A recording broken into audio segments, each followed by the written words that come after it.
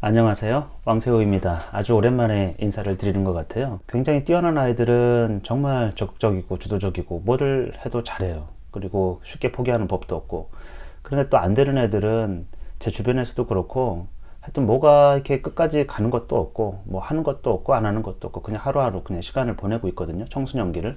근데 예전보다 확실히 아이들이 주도성이 많이 떨어졌어요. 부모의 간섭이 그만큼 크고 제 블로그라든지 아니면 유튜브에 댓글을 좀 남기시는 분들이 있고 비밀로 뭔가 이렇게 저한테 전달해 주시는 분이 있는데 예를 들면 뭐 우리 아이를 가르쳐 줄 수 있느냐, 과외를 할 수 있느냐 이런 얘기도 좀 질문을 하시고 대부분 제가 부모님들이 그 좋은 선생님, 아이에게 좋은 학원 이렇게 선별해 주면 부모님으로서 큰 역할, 그러니까 경제적으로 지원해 주고 좋은 선생님 만나게 해주고 이러면은 역할을 큰 부분 했다고 생각하시는 것 같아요. 근데 자녀 교육은 자녀를 양육한다라는 건 그럴 수가 없잖아요. 외부에 의존해 가지고 이 아이가 좋은 친구, 좋은 선생님 만나면 아주 뭔가 자기 길을 잘 찾고 갈 수 있는가. 부모 역할이 그렇게 편하고 쉽고 단순하다고 하면 얼마나 좋겠습니까만은 대부분은 부모를 보면 자녀의 운명, 또 미래 이런 거를 예측할 수가 있어요. 왜냐하면 그 영향을 유전적으로도 받지만 문화적 환경, 가정 환경을 그대로 계속해서 받고 가치관을 부모로부터 받은 것들이 굉장히 많다라는 거예요. 우리 아이들에게 재산을 물려주는 거는 조금 어리석은 거예요. 대신 이 아이가 내 품을 떠날 때까지 능력, 또 재능 이런 것들을 발현시킬 수 있도록 우리가 기회를 주고 경험을 또 다양하게 해주고 이런 데 초점을 두고 교육이라는 거는 아이 스스로 자기 발로 자기 길을 뚜벅뚜벅 스스로 잘 걸어갈 수 있도록 그런 것들을 이제 마련해 주는 것이거든요. 좋은 선생님, 좋은 학원을 선별해 주고 다녀 열심히 해, 거기서 시키는 거 잘해 이렇게 하기보다는 어떻게 하면 주체적이고 자기 길을 잘 찾아가는 자기 인생을 나름대로 잘 꾸려갈 수 있는, 그리고 자기를 스스로 성찰하고 반성하고 또 자기를 잘 알아가는 그런 것들을 20살 때까지 길러줘야 돼요. 부모님께서 그런 관점을. 그래서 제가 생각하는, 또 제가 아이를 기르면서 생각했던 중요한 몇 가지가 있는데, 큰 그림에서 보면은 일단은 어렸을 때 유치원기에는 경험, 직접적인 경험, 아이가 좋아하는 것들을 충분히 많이 하게 해줘야 돼요. 시간을 들여서라도. 그리고 초등 되고 글을 읽기 시작하면서부터는 독서가 그만큼 중요해. 자기 주체성을 가지고 운명을, 인간의 삶이 무엇인지, 사회가 무엇인지, 제도가 무엇인지 이런 것들을 느낄 수 있는 거는 책입니다. 책. 우리 아이들이 일상적인 경험을 통해서는 그런 성찰을 또는 그런 경험을 가질 수가 없어요. 특히 중요한 또 고전 이런 것들을 보면은 거기에는 심오한 어떤 이제 삶의 지혜들이 숨겨 있는데, 이거 굳이 부모가 하나하나를 가르치지 않아도 책을 꾸준하게 읽을 수 있는 아이로 만드는 거 엄청 중요하죠. 그러면 스스로 뭔가를 성취하고 스스로 생각하고 이런 아이가 될 수가 있어요. 근데 이제 안타깝게도 지금 초등 연령에서만 보면은 독서 교육이 그렇게 중요시 되거나 또는 좀 하다 말아요. 그리고 창작, 뭐 예를 들면 동화 이런 거 하다가 끝나요. 그래서 어렸을 때 오히려 책이 중요하지 않은 시기에 엄청나게 또 부모님이 육아한다고 해가지고 책을 읽어줘요. 지치도록. 그러면 우리 아이가 나중에 책을 잘 읽을 수 있다고 이렇게 이제 아주 근거 없는 희망을 갖게 되는데, 그런 아이는 별로 없습니다.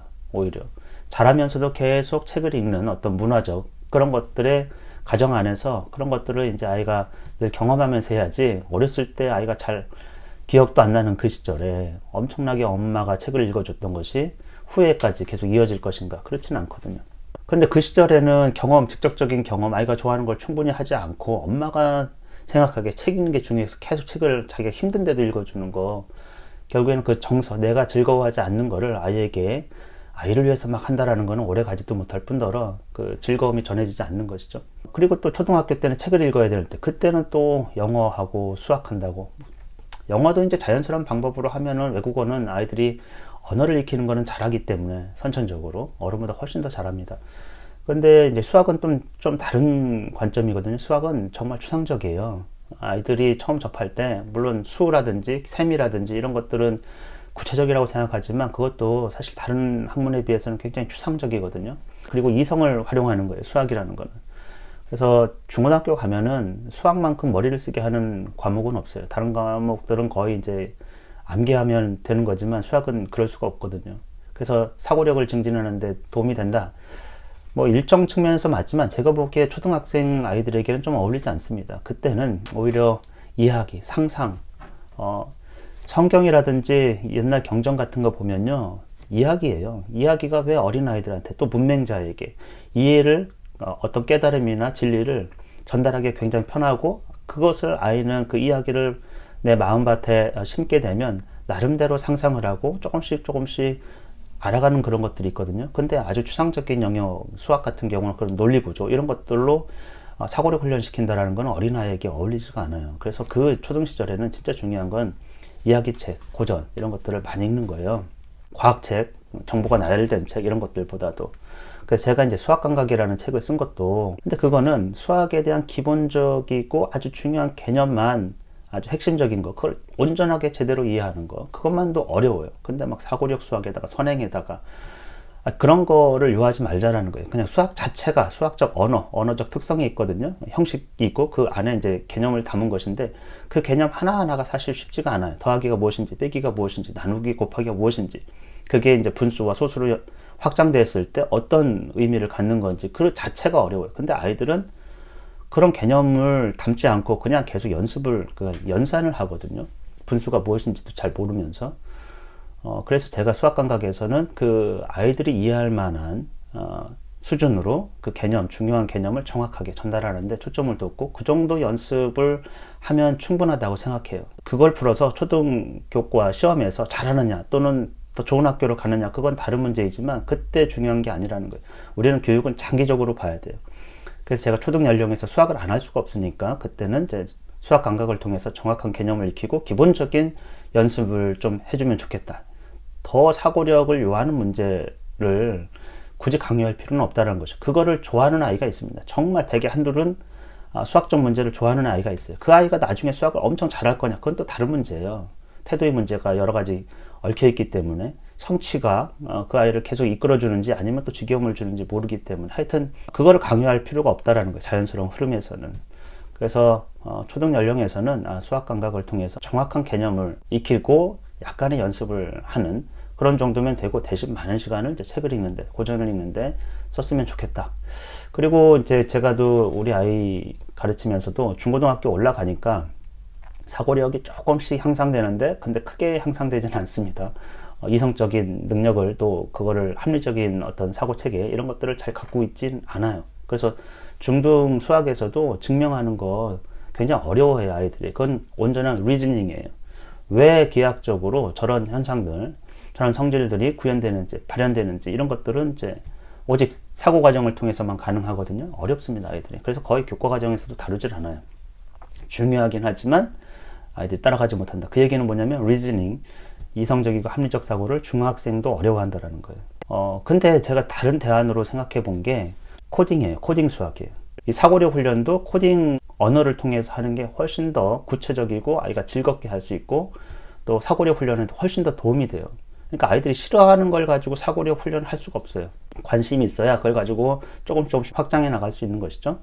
근데 코딩은 일단 짜볼 수 있거든요. 결과를 볼 수 있고 이게 아이 언어에 아이 능력에 굉장히 적합해요. 아이들은 그냥 막 합니다. 그리고 아이들은 경험을 통해서 귀납적으로 어떤 정보를 흡수해요. 그러니까 이게 이제 연역적이 될 수가 없어요. 어떤 이론을 딱 가지고 그걸 적용해 가는 게 아니고 개별적인 사례들을 가지고 이런 걸 유추하는 것이거든요.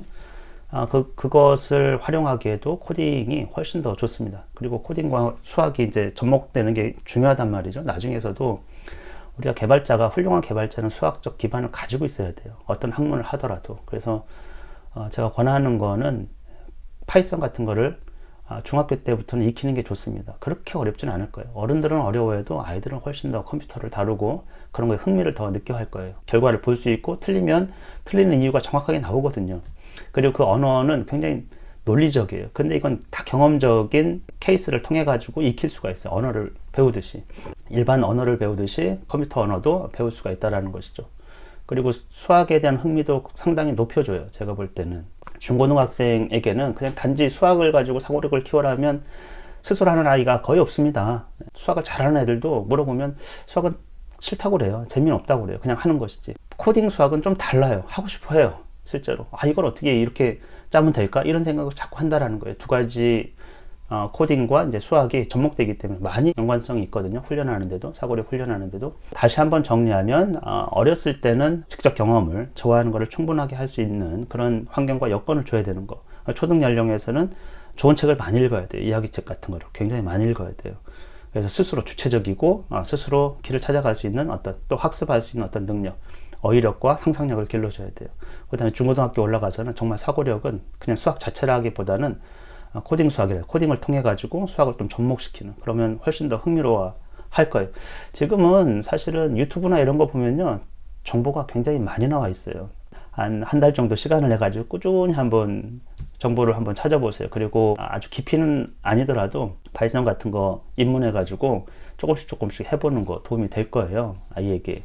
시대가 많이 변하고 있으니까 그런 방식으로 제가 잡은 단계들은 그렇게 자연스럽게 흘러가주면 중간에 쉽게 낙오하는 아이들보다는 뭔가 흥미를 가지고 자기 스스로 학습해 나가는 그런 아이들로 성장하지 않을까, 그런 기대가 좀 되거든요. 하여튼 오늘은 이제 자녀를 누구한테 맡겨가지고 훌륭하게 된다 이런 가정보다는 부모가 스스로 어떤 큰 그림 속에서 그 때에 맞는 어떤 능력을 어떻게 길러줄 것인가, 그런 얘기를 간단하게 나눠봤습니다. 그럼 다음 시간에 뵙도록 하겠습니다.